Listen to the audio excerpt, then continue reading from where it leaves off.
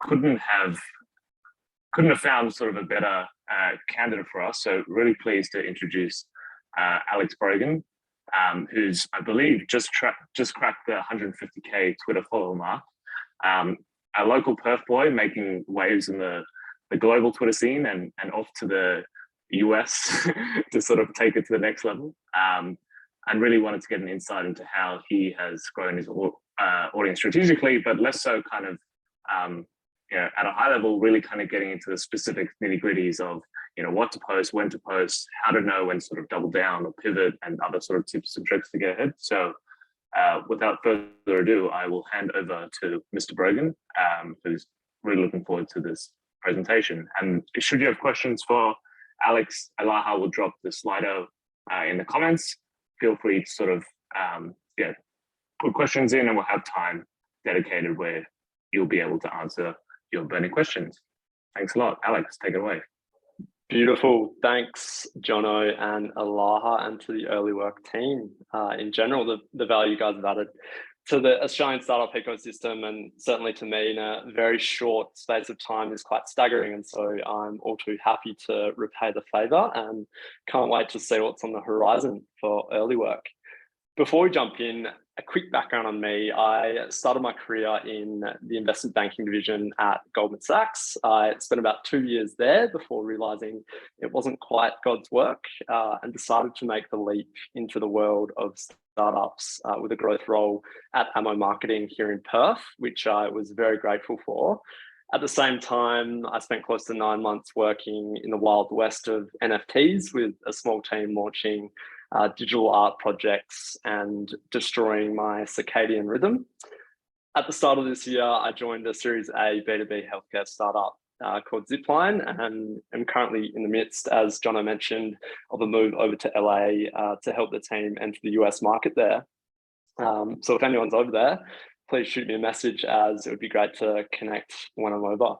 That's a quick flavour for my career. Let's get into why you're all here.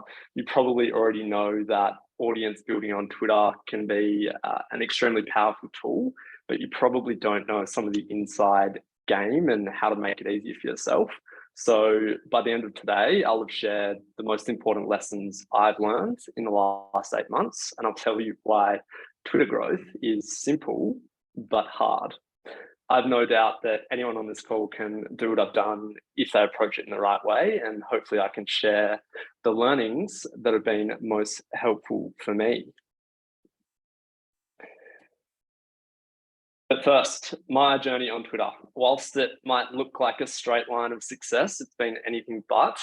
What few people know is that I actually tried a year earlier, but I ultimately burned out and gave up after about 3 months and 3K followers.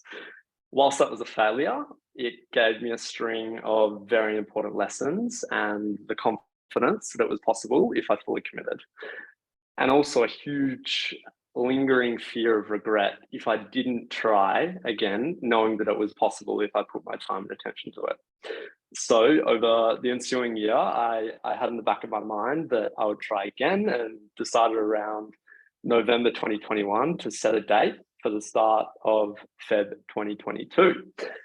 During the lead up to that date, I consumed every piece of content I could find online on the topic of building an audience on Twitter, with a particular focus on what I like to call the hard aspects of Twitter growth, which we'll touch on today. For 8 months, about 5,000 tweets and over 150 threads later, I've learned even more. And I think I can finally say that I've figured some of it out, not all, but certainly some. So hopefully this session will save you the false start that I had and help you get going with a really good idea of how to set yourself up for success if you do choose to build an account. On that note, would love to actually just get a sense of who we have in the room. So if you don't mind leaving some reactions for us, thumbs up if you're looking to build an audience on Twitter, and love heart if you're just here out of curiosity. Lots of thumbs up, lots of thumbs up. Awesome. That gives us a good sense. So based on a small sample size of the responses, it seems like there's decent awareness of the power of building on Twitter. So I'm not necessarily here to convince you of that, but what I will share is that I have seen it have genuine impact across 3 key dimensions, those being career, relationships, and income. On the career side, whilst it hasn't affected my career yet per se, I've seen countless examples of people landing jobs through Twitter. A good example is Steph Smith, who after working at Trends for a while, landed a job as the host of the A16Z Future podcast. Another is Brandon Zhang, who was probably 20 years old, started posting on Twitter, ultimately landed a job at Maven, which is an A16Z funded consumer startup. So the opportunities become very real through proof of work and the broader exposure that comes on the platform, particularly given most of the platform is full of people in the technology world. So it's a really good sort of audience there for that. As it relates to founders, as Jono mentioned, I think building an audience on Twitter is really just a force multiplier for increasing your surface area and helping with the core activities of finding early customers or hiring or even fundraising. All of those activities become far easier with an audience on Twitter.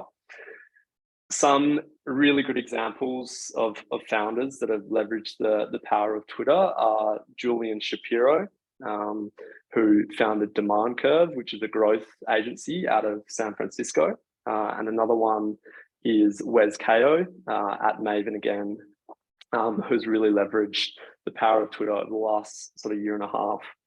On the relationship side, I've met probably around 100 people from across the globe. And just last Thursday was on a mastermind call with a group of other creators and entrepreneurs working through all of our top of mind pressing challenges.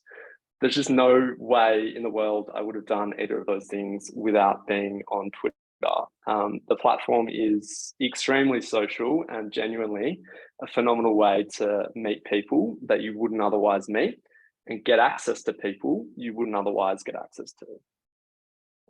From an income perspective, there's a multitude of options that become available here, which I'm only just beginning to explore personally, but some of the interesting outcomes that have sort of happened over the last couple of years is seeing Sahil Bloom build an enormous audience of about 700k people in about 2 years, which then enabled him to launch a venture fund on the back of it, a $10 million early stage venture fund. Another is Justin Welsh, who with one person has scaled to about $2 million in recurring revenue in about 2 years. Whilst these are probably at the high end of the sort of scale of what's possible, it is a really good example of what can be done from an income perspective. And the stories are very real. And the sort of scale of the internet is mind-boggling when you build an audience and start to see sort of what's possible. So with all of this on the table as the upside and the downside limited to time investment and potentially a bit of criticism along the way, I think building on Twitter is very much an asymmetric bet, particularly if you're already an avid learner who consumes a lot of content. It doesn't take much to repackage and share on Twitter to get some of the benefits that I've just touched on. So with that, let's jump in to how to do the thing. So I want you to think of Twitter growth as simple but hard. Understanding what you need to do to grow is simple. Applying what you need to grow consistently is hard. An analogy is any good habit, like exercise. You know what you need to do, but doing the thing consistently is hard. As such, it's really about creating a system or process that you can reliably follow over a period of time to get the results that you're after. Another way of looking at it in a growth marketing sense is that Twitter is a persistence channel. And the beauty of a persistence channel is that as long as you put the time in, it will reliably achieve follower growth. No luck, no risks, no question marks. And because of that, the biggest barrier is committing to what is basically a casual or part-time job for at least 3 to 6 months, of course, depending on how fast you want to grow and how big you want to get, etc. So I'll quickly touch on the tactics that will lead to growth, what I would call simple growth, and then spend more time speaking about how you can make it easy to execute the tactics, what I call hard growth. Much of my failure the first time round came from not understanding the hard growth aspects. And so that's where the focus of today's session will center on. Let's jump in. So, Twitter growth 101.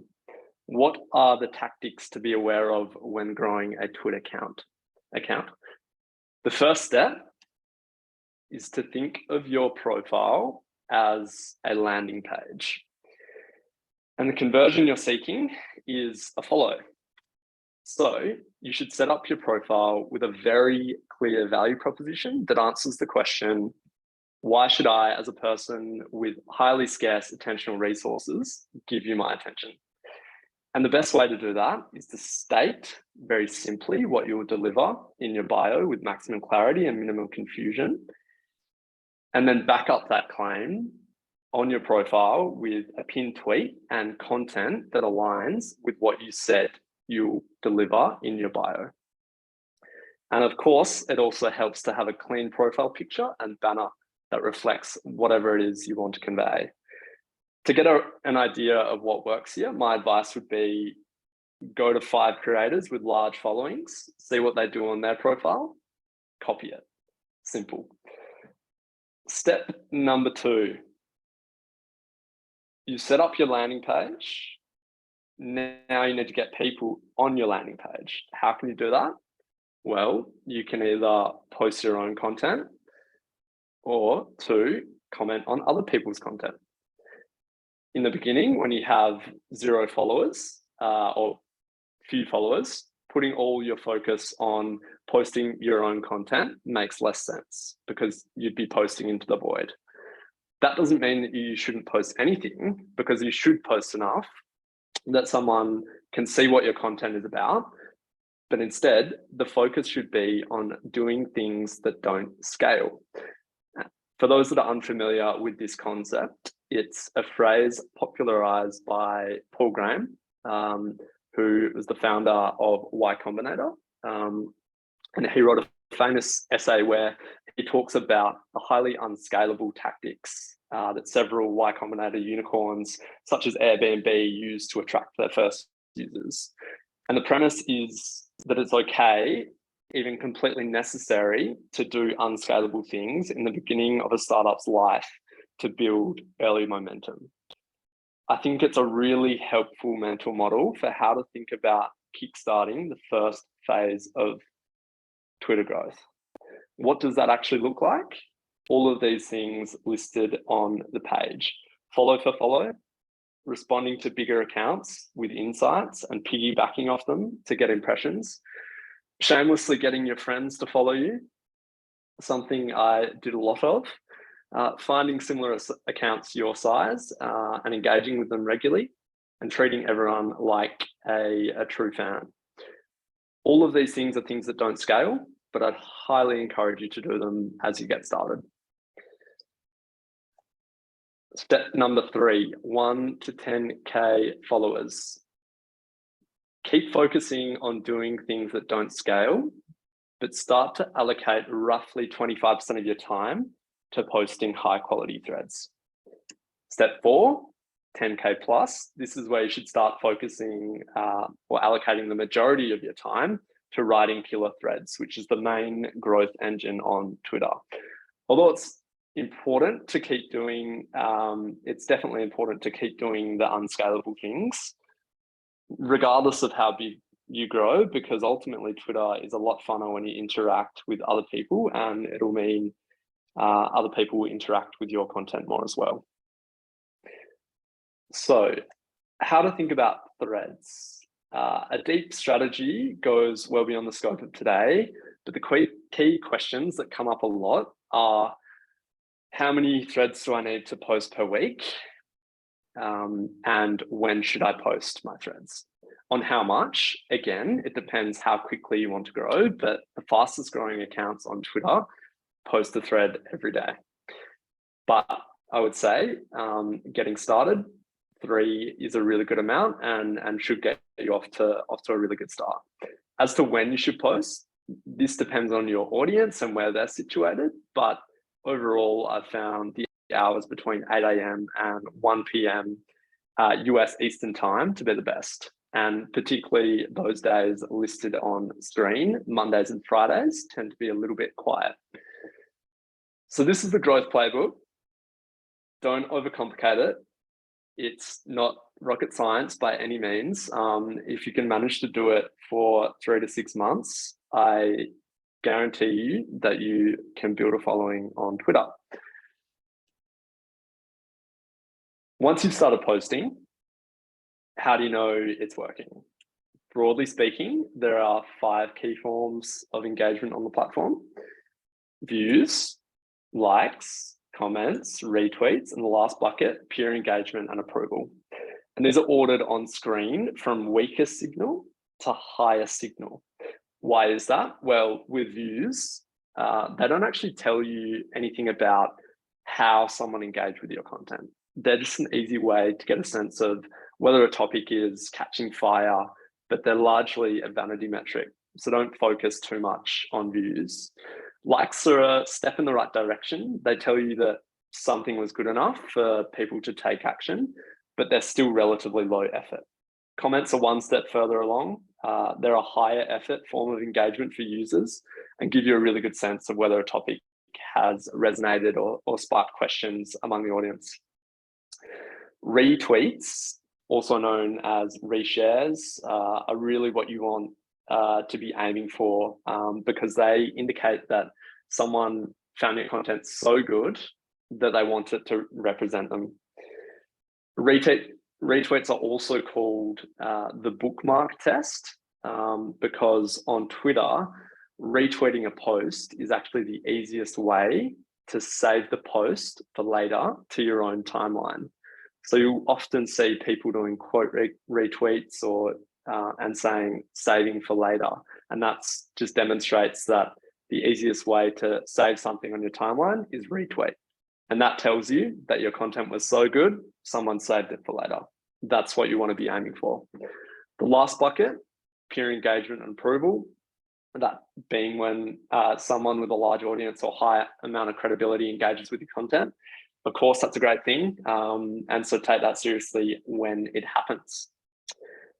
So we've now covered some, these simple aspects of Twitter growth, that being what to do and how to know it's working. We'll next jump into the hard aspects of growth. But before we move on, in the spirit of doing things that don't scale, please jump into the chat and leave your Twitter handle and give each other a follow so everyone can get some early momentum on their growth. Obviously won't be able to go through and do it now, but don't be shy. Jump in and give each other a follow. All right, beautiful. Keep moving. So the hard aspects. What do people get stuck on? Well, I think there's a very common set of questions that tend to arise for people as they're getting started. But of all the questions, what should I write about, or what is my unique value proposition? The two are very closely connected. How do I stay consistent? And how do I generate content repeatedly? Tend to be the ones that cause the most issues.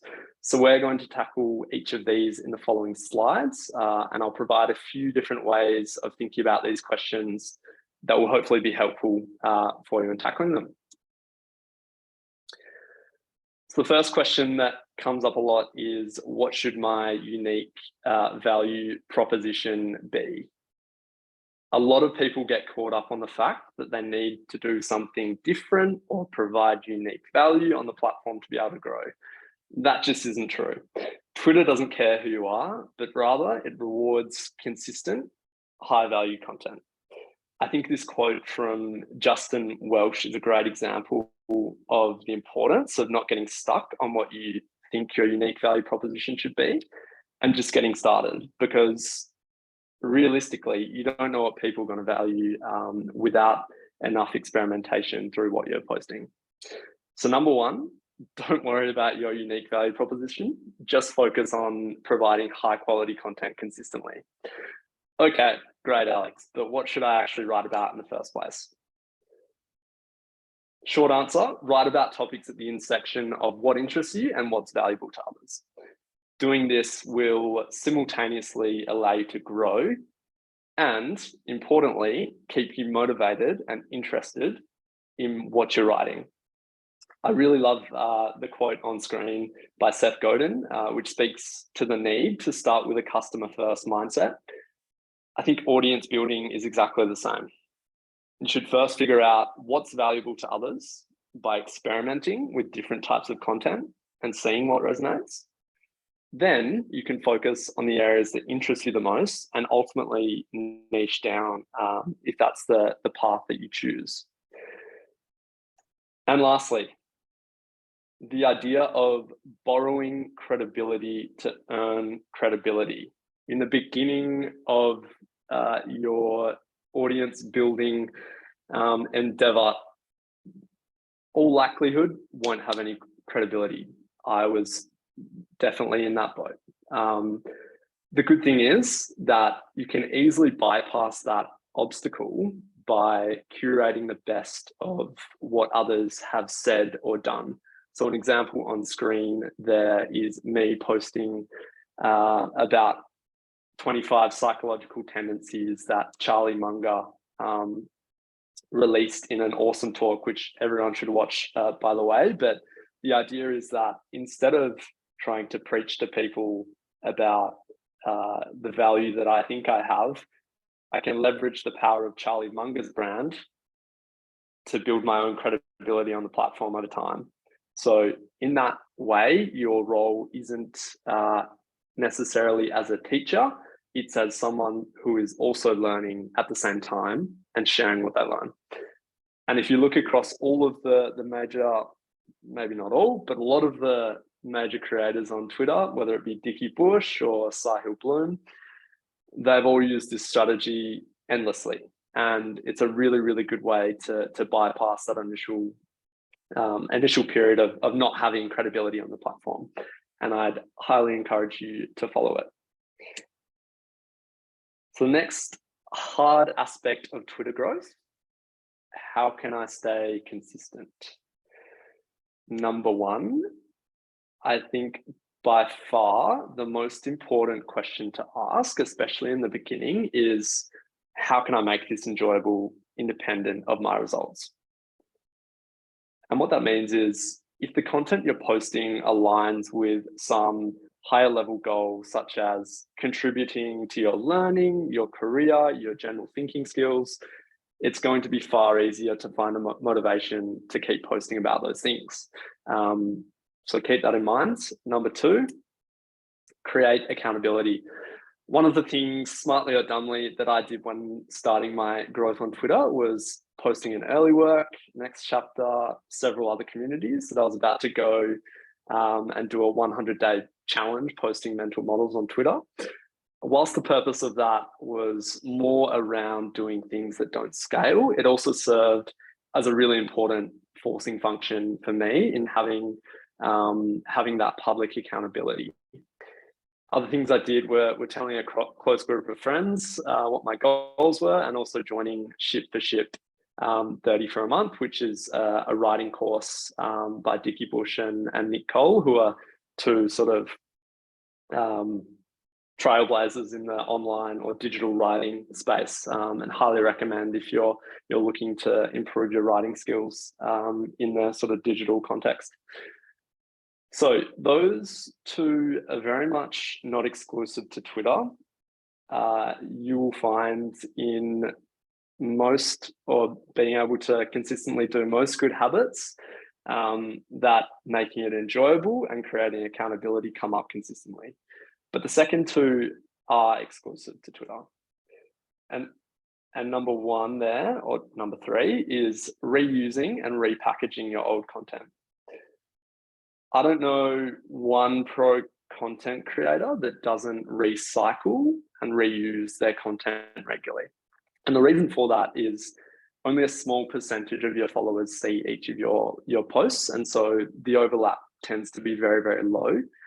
And so you can make your life so much easier by leveraging your past library of content from time to time. Don't be scared to do so. You'll honestly be surprised how no one realizes. So I certainly was before I got started, and have been pretty blown away how no one does. It just shows the scope of content on Twitter, on the internet in general. You're a very small sort of portion of that attention. So number 4, systems. On the engagement side, this, which I spoke about in terms of commenting on other creators' posts, commenting on larger accounts, etc. Create a system around that. So scheduling in regular time in your calendar to interact with other people on the platform, and batching your comments so you can be really efficient with getting through them. The other one would just be setting up notifications on popular accounts that you want to engage with. So you're aware when they post, you can be the first comment on their post. On the writing side, we'll touch on this shortly, but to rehash how you can stay consistent, ask how I can make this enjoyable independent of my results, create accountability, repackage content, and create systems that allow you to execute weekly.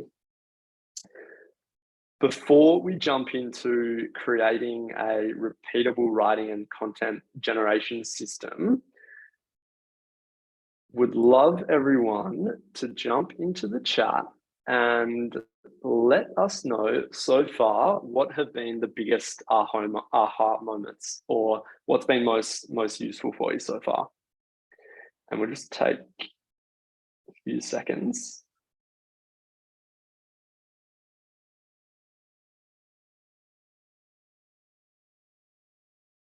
What to write? Yep, that's a great one. Leveraging credibility, also a great one.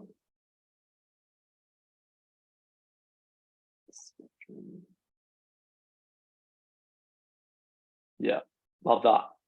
Awesome stuff. We'll keep rolling, but good to see some of that resonating. So this might be, I think, the most important part of being able to execute on Twitter over a period of time. So it's important to get this sort of down packed. How can you generate content repeatedly? The first thing I'd say is there's no such thing as new ideas. The very best writers of our generation unashamedly stand on the shoulders of giants, whether that's Ryan Holiday referencing the Stoics, or David Perel with his famous imitate to innovate catchphrase. They're all doing it, and it's your job to create a system that allows you to do the same. So what does that look like? Step number 1, consciously creating your information flow to capture good ideas from all your areas of interest. So what content do you want to post about? Where do you find content like that? And how can you carefully curate your information flow such that you're receiving the best ideas from that area? And the idea is that whenever you find something interesting, save it so you can refer to it later. That on the bottom left-hand corner is a Notion database, which if you're on this call would be aware of. But I've got across about 20 topics that I use to save interesting content I find, and it's been immensely helpful. So I'd encourage you to set up something similar with all of the information you're consuming as well. The next step is idea generation. And this can be deliberate, that being sitting down and reflecting on your existing sources of information to generate multiple ideas.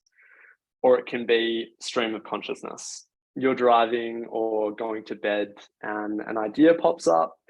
Either way, you should make sure to capture those ideas and categorize them across the different types of content you want to post.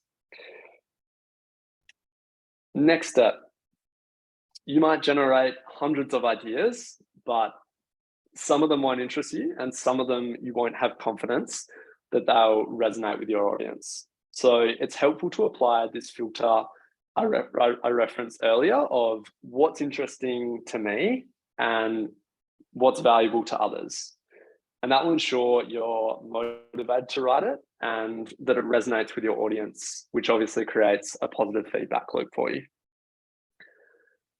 Once you've decided on an idea to write about and it's ready to produce, the next step is content generation. I like to think of this in two distinct steps, one being the thinking and two being the doing. The thinking is step one and involves planning what you will write in advance, i.e. Answer the questions of what sources you'll reference, what the key ideas are to convey, how long roughly will the piece be that you're writing, all of these types of questions. As far as the doing, the most helpful way to do this is to schedule sacred hours in your calendar and content plan well in advance. Are you coming off mute, Jono, or all good? All good, cool. So the idea is that you want to have everything predetermined before you sit down to write. If you sit down to write and you still need to think about what you're writing, odds are that it's going to be really hard to get it done. It's no different to when you're exercising. If you don't know what you're doing in your exercise session, you're probably likely to skip that session because the mental friction or barrier you created is greater than it would have been if you knew what you were doing in that session. So separate the thinking and the doing, and that will allow you to be more effective when it comes to sitting down and writing. I'd also recommend batch creating content if you can, and that just means writing multiple pieces at the same time. That's just far easier than drumming up the motivation to sit down multiple different times throughout the week or throughout the day. So capture information, generate ideas, validate those ideas, and then set a date with your writing and posting times in your calendar. That's how you can generate content repeatedly. Obviously, there are a lot of different ways you can do this. This is one that works for me. And ultimately, as you start sharing content, you'll be able to find one that works for you as well. Awesome. That's a wrap. There are two things you can do next if you're serious about getting started. Number one, send me a follow-up with answers to these questions. I'll do my best to get back to everyone that attended. Just let me know that you did attend. Number two, watch out for a short course and potentially some one-to-one coaching slots later in the year or early next year. Brilliant. That's me. Thanks, Jono. Mate, honored to be part of the monetization journey. Thanks. That was a seriously epic presentation. Yeah, lots of very practical takeaways that I'm sure we can all implement literally tonight with our boosted follower counts. I will there's a bunch of questions here, but I'll just kick one off the bat and then I'll sort of go through them. Alex, we'd love to know how you kind of think about arbitraging your audience across perhaps like other platforms, kind of to de-risk the reliance on Twitter should something happen, and yeah, any sort of thoughts on, you know, for like other platforms to keep across, or things that you can use strategically where there's similar kind of outputs. Great, like really, really great question and important question. So the end spot that you want to get to is being diversified across platforms. So LinkedIn, Twitter, a lot of people on Instagram now as well. But even better than that is owning the relationship with your audience. And the way to own the relationship with your audience is through building a newsletter. And so from when you start, I'd highly encourage everyone to start building a newsletter. You'll see all the major creators are really, really focused on that because it obviously allows you to communicate with your audience, not at the whim of an algorithm. And so that's really, really important. But as far as, I guess, diversifying across platforms, I think it's important to first focus on one, because there's quite a bit that goes into growing on one platform. And ultimately, if you try and do too much, similar to an early stage startup, you're probably going to fail. So having focus is key. Once you've got the focus, it's really, really easy to reuse a lot of the content that you posted. You have to slightly change it, but you can reuse, repackage, and even just focus on the content that you know resonates most. So to me, don't start with multiple platforms. Start with one, build an audience there, and then transfer to the others. And on that, like, how frequently do you actually deliver content in your newsletter versus prioritizing Twitter? So I'm delivering every week. That's a pretty regular cadence. To tell you the truth, I haven't put a huge amount of time and effort into my newsletter as opposed to just building the newsletter. But ultimately that will become a bit of a core lever to what I'm doing. Awesome. Cool. Well, I'll pick off a few questions from the Slido. Notice that a lot of them has sort of been covered as the presentation went on, which is awesome and not staged. Maybe a nice, easy one off the bat.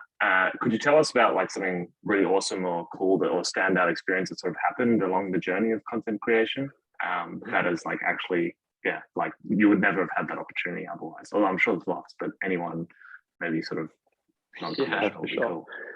Well, I think the first thing to note is that I'm still very, very early in this journey. And so, you know, there's not necessarily life-changing things that have happened to me yet, but certainly some of the ones I mentioned. I think early on, one of the highlights was literally getting a DM from Sahil Bloom saying, "Hey, I like your writing, keep at it." And you know, that was early on. I was probably at about 15K followers, and it was just really, really encouraging for me. And so that was one. I mentioned last weekend, just being able to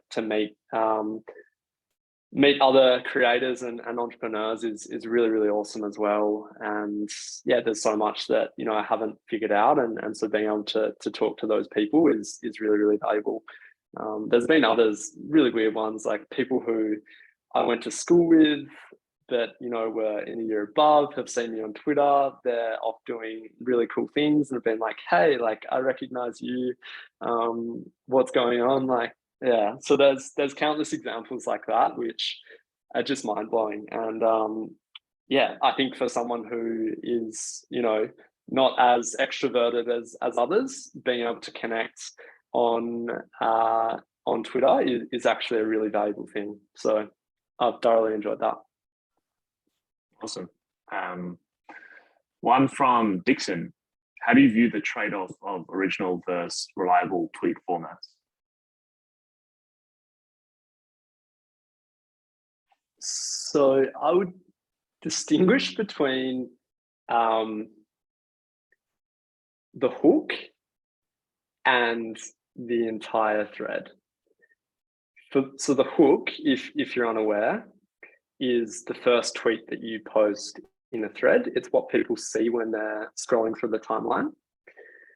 From what I've seen and tested, doing something that you know works typically works, and there's no reason to go away from it. And so I do that. As far as the entire thread and sort of content, then original is great, but I guess I'd also sort of wonder to what extent original you're talking, Dixon, as far as it's very, very difficult to write, I guess, original content ideas that haven't been said in some way, shape, or form before. Obviously, you can repackage ideas, put them together differently, etc. But certainly, I think following what you know works, following what you know to be reliable, putting your own spin on it, making it concise and understandable gets you a lot of the way. Awesome. One from Ben.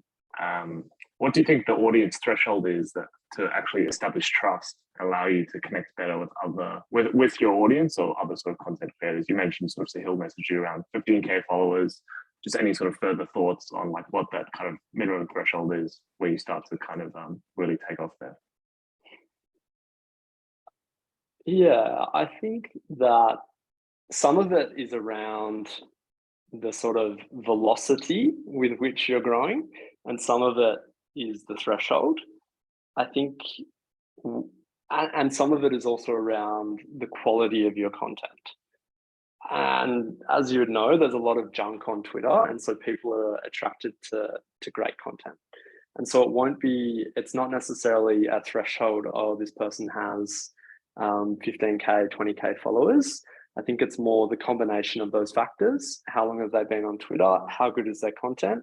And maybe how many followers they have as well, and whether they are adding value to others on the platform. I think on that, one of the best things to do to be able to establish relationships with larger creators is to comment on their posts regularly and engage with them, ask thoughtful questions. If someone pops up on your posts, every day or 3 times a week, then you're so like, just out of pure, the principle of reciprocity, you're going to respond to a DM from them, and you're probably going to have time for them. So yeah, I'd really focus on those things. Awesome. Interesting question from Celine.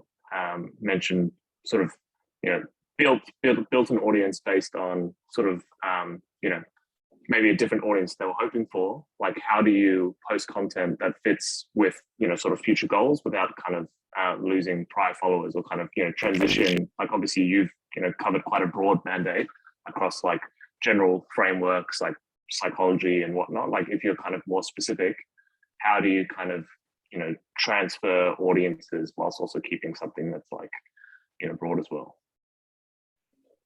I'd question probably what the value of that initial audience is if you are sort of switching focus. The thing is as well that, and it's, to be honest, it's quite hard to give sweeping advice here, because depending on what the different audiences are and how much they overlap, that will change the answer. But what I would say is, if you'd like to keep that audience and not ostracize them, then at least keep a small portion of your content that aligns to whatever it is that they might be interested in, or try and mix some of the content for the new audience with the older audience as well.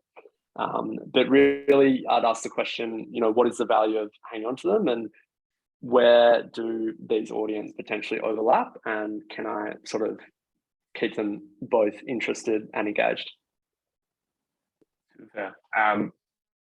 One on tools. Obviously, there's a flood of tools out there that can, supposedly amplify your content, help you with content generation. any that you have used and found valuable, or just ones that you've seen to kind of like cut through the noise and actually have high throughput to, sort of helping you increase your output, that's worth a plug for?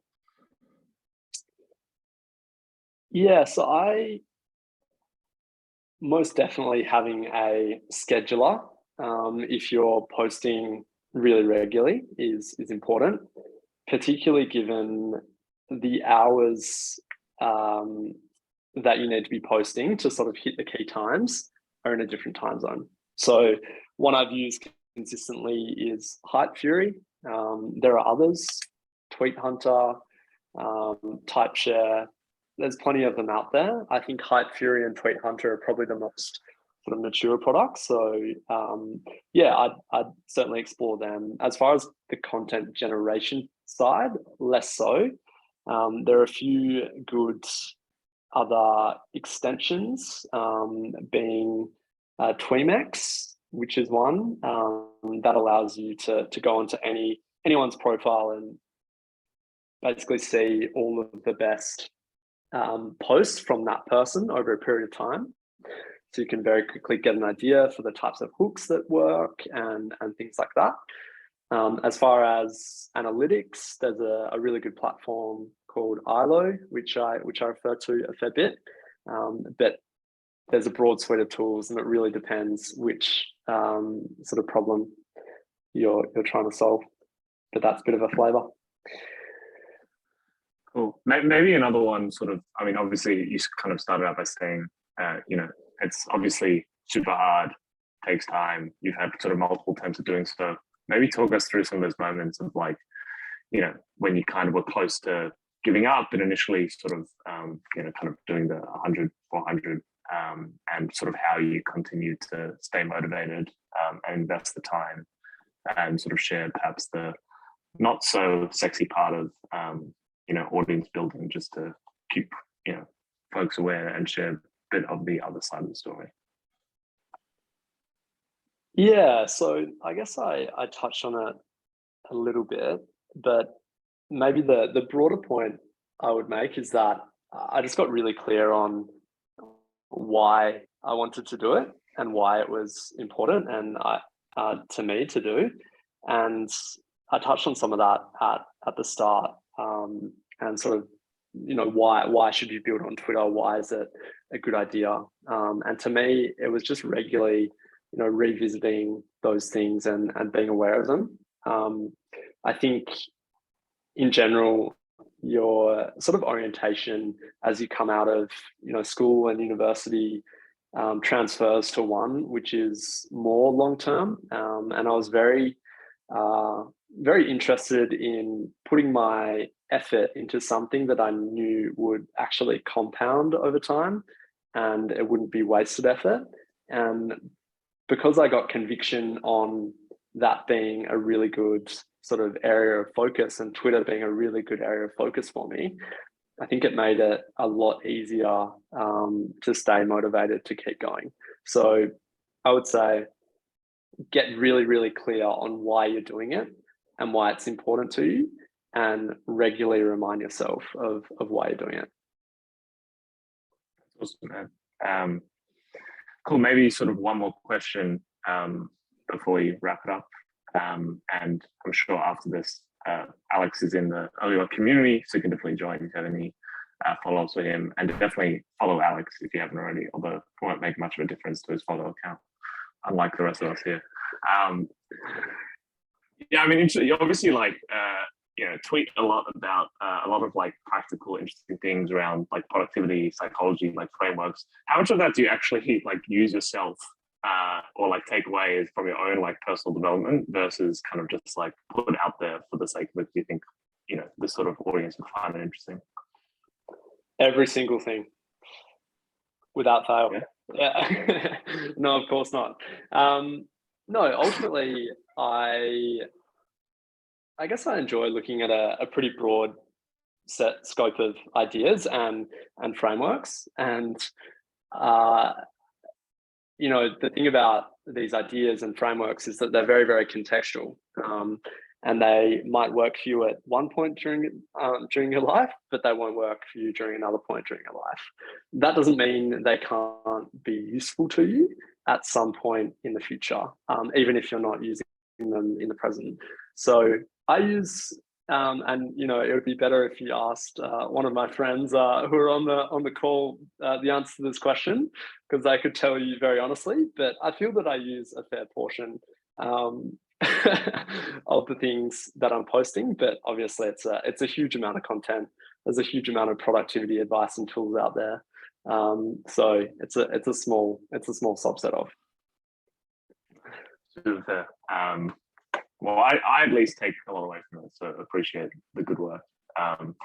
Thanks again massively to Alex for taking the time and really investing in sort of making this an engaging presentation. Thanks to everyone sort of joining, and hope they really took away some practical advice to help them on their content creation journey. If everyone could, chuck a emoji reaction as a form of thanks in this digital world to just show appreciation, that'd be awesome. Feel free to join us for a lot more of these types of events we do, and look forward to seeing you all next time. Thanks again, Alex.